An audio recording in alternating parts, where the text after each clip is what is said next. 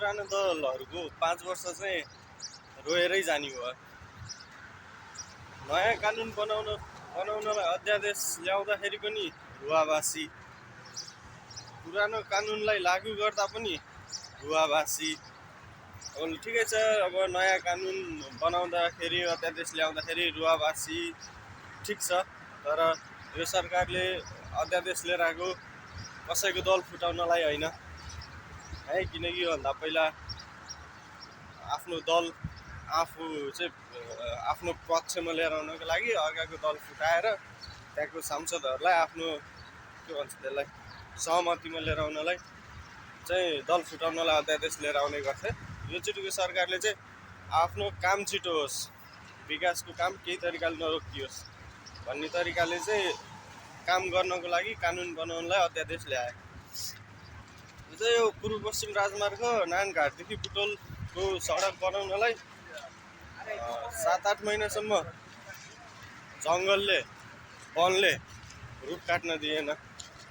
त्यो मिलाउँदै अब सरकारले गरेको निर्णयमा वनले रोकिदियो, रुख काट्न दिएन। त्यसको लागि 8-9 महिना 1 वर्ष गयो। बल्ल वनको कुरा मिलेथ्यो। त्यसपछि यतापट्टि के भन्छ यो विद्युत प्राधिकरणले पोल सार्दैनौँ भनेर फेरि त्यहाँ पनि 2-4 महिना 8-10 महिना कति महिना खेर गयो। लगभग 1.5 वर्ष जति त कामै नगरिकन यो ठेक्कापट्टा गरेको, सरकारले गरेको निर्णयको ठेक्कापट्टा गरेर पनि सबै चिज भइसक्दाखेरि कामै सुरु गर्न पाएन, वनले गर्दा अनि त्यसपछि विद्युत प्राधिकरणले गर्दा।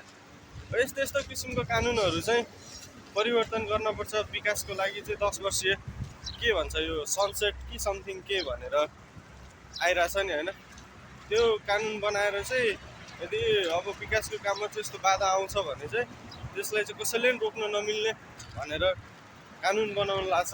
सहकारीको भयो, अनि त्यसपछि यो राजनीतिक नियुक्ति लिएर बसेकाहरूलाई निकालेर अब स्वतन्त्र, निष्पक्ष र स्वस्थ तरिकाले चाहिँ सिलेक्ट गर्ने भनेर जुन 3-4वटा 5-6वटा कतिवटा अध्यादेशहरू छ लिएर आउँदैछ, त्यो लिएर आउँदा पनि यो पुरानो दलहरूको रुवाबासी चलिरहेछ।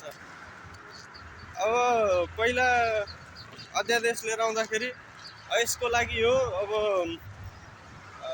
सहज तरिकाले संसदबाट पास गरेर जाने हो भने 5-6 वर्ष लाग्न सक्छ त्यो कानुन बन्नलाई भनेर बोलेकाहरू नै अहिले चाहिँ किन अध्यादेश लिएर आउने भनेर रुन थाले। त्यो एउटा पाटो भयो।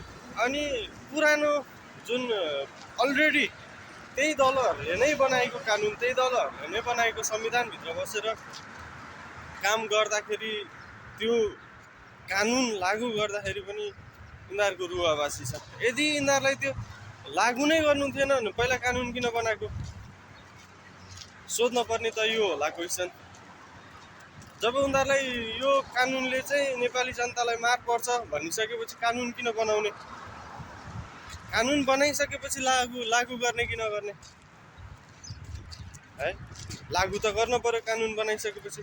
कानुन बनाउने थन्काउने, लागू नगर्ने, कानुन छ भन्ने हाम्रो संविधान चाहिँ विश्वकै नम्बर 1 संविधान भन्ने, लागू नगर्ने कि त्यही हो गर्न पर्ने। अब कानुन चाहिँ भयभरको कानुन बनाउने, लागू नगर्ने, लागू गरिहाल्यो भने पनि निमुखा जनताहरूको लागि मात्रै लागू गर्ने, जो उच्च पदमा छ, जोसँग पैसा छ, जसको पावर छ, तिनीहरूको लागि चाहिँ कानुनै युज नभइरहने अवस्था थियो अहिलेसम्म। अब अहिले चाहिँ तल्लोदेखि लिएर माथिल्लो सबैलाई कानुन लाग्ने भइसकेपछि चाहिँ अब यिनीहरूको लागि चाहिँ फेरि आफैले बनाएको कानुन नराम्रो भयो। आफैले बनाएको कानुन देखिसकेनन् यिनीहरूले। यदि त्यो कुनै दिन यो आफूले बनाएको कानुन कुनै दिन यदि कोही आएर लागू गर्छ भने जनतालाई असर पर्छ भन्ने थाहा हुँदाहुँदै त्यो बनाइसकेपछि खारेज किन नगरेको यिनीहरूले? जब यिनीहरूलाई महसुस भयो कि यो चाहिँ इम्प्लिमेन्ट भयो भने जनतालाई चाहिँ शास्ति हुन्छ, यताउता हुन्छ भन्ने यिनीहरूको सेन्स हुन्थ्यो भने यिनीहरूले खारेज पछिल्लो अवस्थामा खारेज किन नगरेको?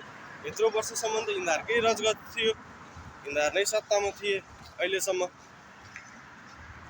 कानुन हो, संविधान बनिसकेछ, संविधानको धारामा लेखिसकेको कानुन सही तरिकाले उपयोग गर्दाखेरि नेपाल अधिराज्यभरि नेपालभरि नै त्यो कानुनको लागू गर्दाखेरि रुवाबासी चाहिँ गर्न हुँदैन।